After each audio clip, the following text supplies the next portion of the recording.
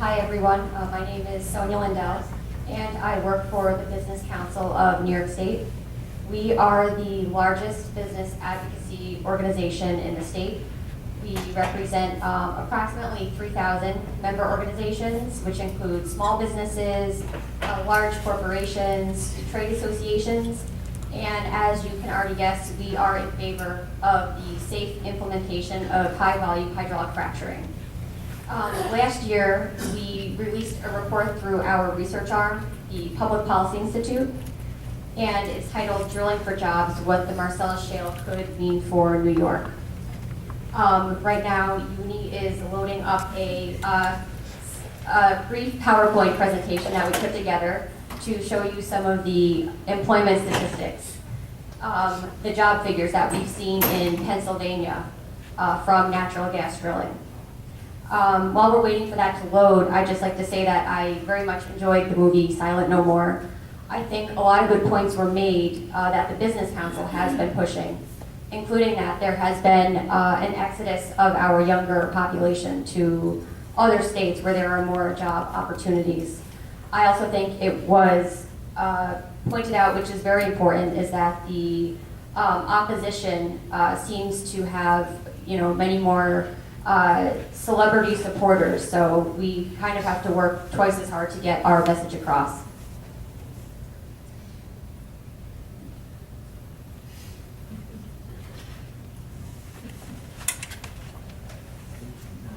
Guy in the house. Eventually I get it.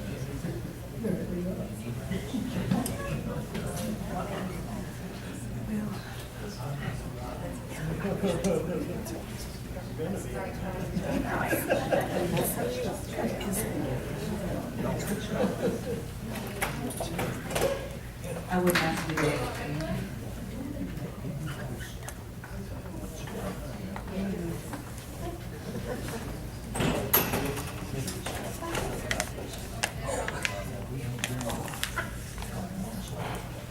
This first slide that we're going to show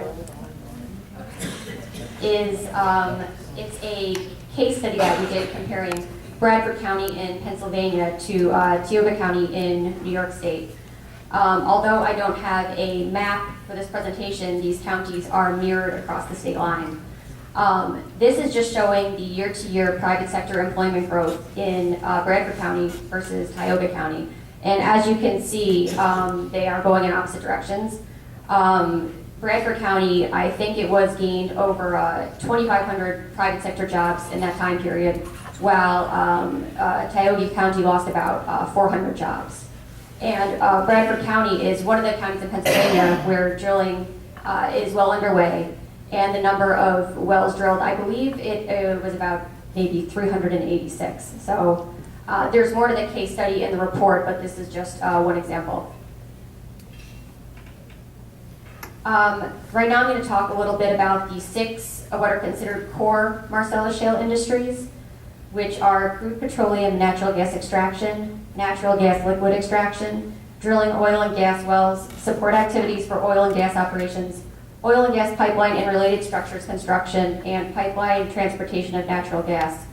According to the Pennsylvania Department of Labor and Industry, the average wage in these core industries is over $80,000. That is about $33,000 greater than the average wage for all industries in Pennsylvania. So not only is the hydraulic fracturing helping to create jobs, but these are good paying jobs. And this slide you can see there are 30 ancillary shale industries which enjoy a wage well above the state's average as well. The average wage for these industries is approximately $64,000, which is over $16,000 greater than the average wage for all the states. I couldn't fit them in one slide, so here are just some examples of the ancillary shale industries. These are some more statistics on job growth in Pennsylvania. There are approximately 239,000 employees statewide in shale-related industries in Pennsylvania, and that represents 4% of the state workforce. So as you can see, that's tremendous. Statistics also show that about 70% of these workers do reside in Pennsylvania.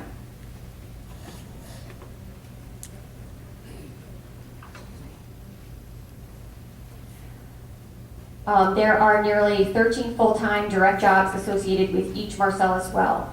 Across the state of Pennsylvania, the total number of direct natural gas development jobs, this doesn't include the indirect or induced jobs created by wells between 2011 and projected to 2013 will be from 18,500 jobs to about 30,000 full-time jobs. Now, I know Uni had touched on this before. What this is a breakdown of the occupations associated with Marcellus shale drilling. As you can see, there are occupations across the spectrum, from welders to geologists to loggers to general office jobs. So these are not all just jobs right on the rig. Research has shown that the majority of the occupations in the direct workforce are comprised of relatively semi-skilled occupations, which account for roughly 70 to 80% of the workforce. There are also a lot of the occupations that require a specialized license or trade certification. And I think this is also where the workforce development issue comes into play.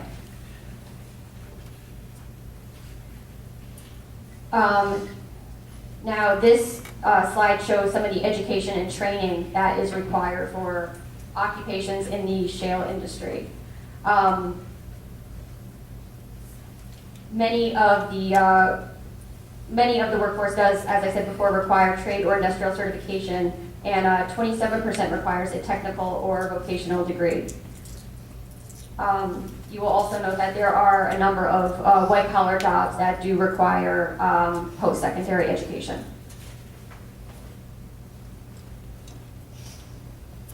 Now this is interesting. This is a survey. This is on the workforce development. This is research done from the Marcellus Shale Education and Training Center, which is a collaboration between the Pennsylvania College of Technology and Penn State Extension. 71% of these companies find that finding workers with experience was a very big challenge to them. Another issue which ranked at the top of the list was finding workers with the technical skills needed to perform the job. So again, workforce development is extremely important. Companies want to see a ready and trained workforce when they come to New York State. And this is a little bit off topic, but we released a report on bioscience recently through the Public Policy Institute, which found the same thing, that if given the choice between New York State and states with a trained workforce, companies will choose to relocate elsewhere if we don't have a skilled workforce for them. On a final note, we've already looked at some of the employment figures and wage benefits of hydraulic fracturing. This shows some of the tax benefits. Penn State study has found that natural gas development in Pennsylvania has generated $11.2 billion in value added and $1.1 billion in state and local tax revenues, which is enormous, especially as our state is struggling to get back on its feet after the recession, particularly upstate. This tax revenue could really help the economy. That is the end of the presentation. If you have any questions, I'd be happy to take them. If you're interested in viewing the report, it's available on our website. It's www.ppiNYS.org. Sure. www.ppiNYS.org. Any questions? Yes. Yes. Sonia, I'm wondering if your organization, the Business Council, might be able to help us. I think yours is a voice they will listen to more than they will listen to individuals. The Home Rule Bill. The Business Council might be able to so much more effectively get them to realize the consequences, the far-reaching consequences of strengthening that home rule bill. Right here in our area, we have an example of what could be the possible worst-case scenario. Yes, it's the worst-case scenario, but it can't be ignored because it is possible. In Cherry Valley, last year, when they were getting ready to propose their ban on heavy industry, which included a lot of things. I do not know if it went into the final draft, but I did see the writing in the proposed draft. And there was an Article 9 that stated that the town board members, just regular citizens with no particular expertise in anything, could decide if a citizen or a business was in violation of their laws, and that they got to choose what the penalty was. Now that is an example of, that is the kind of disaster this home rule could be, and what business could operate in any sort of healthy commerce when they'd have to check with every single town they did business with, and that could change every year with each new town board election. Could your council possibly help us with this? I mean, it's more a request than a question, I guess. That's actually a very good question. Our energy and environment lobbyist is Darren Suarez, and as I said before, the Business Council, we have been, staunch supporters of, high volume hydraulic fracturing. I can put you in touch with him, and I can take your information, and he should be in office tomorrow or Thursday, I believe. So I'll definitely have him give you a call. Because I can also say in getting around recently on a petition drive, many of our businesses do not know. They don't know this home rule bill, this strengthening of these home rule laws is even on the table. They didn't know what we were talking about. So it's, Yeah. I'm thinking, Business Council, New York State, they may not listen to private citizens. They may not listen to private businesses, but they might listen to the Business Council. And that's a good point, and one of our strengths is we do, we blast emails, we have e-advocacy campaigns on some of the more pressing issues, so it is easier to get sometimes your voice out through a large organization such as ours. Can I come up afterward and just get the contact? Definitely. Thank you. Do you sometimes advise the government? What New York needs? We definitely lobby the governor and the legislature, and actually it has been a fairly good year for business, or I should say better than previous years.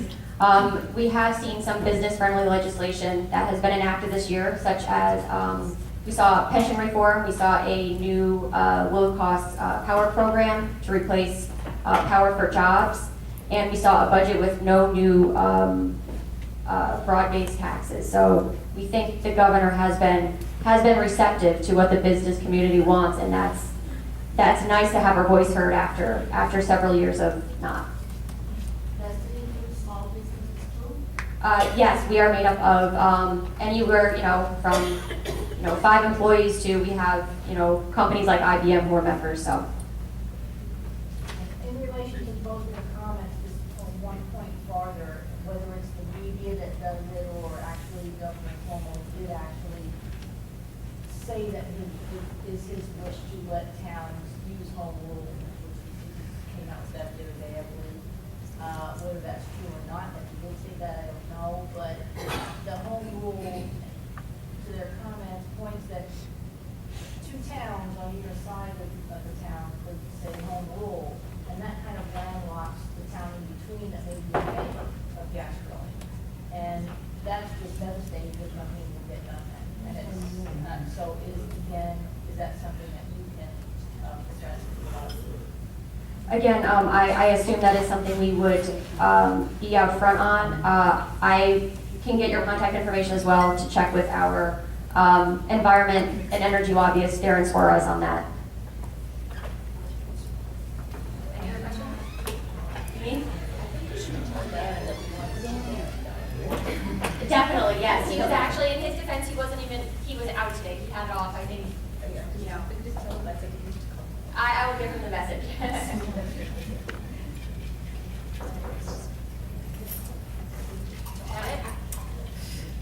have a question in regarding does eminent domain, can that be used sort of like a balancing thing with regards to, I mean, you have two kinds of ideas. One where the state or the federal government actually maintains land under eminent domain. And then you have the so-called sort of privileged idea of the home rule, but not always very democratic. Again, that is an excellent question. I will have to defer to Darren on that, who is the expert. So I will take your contact information as well. Thank you.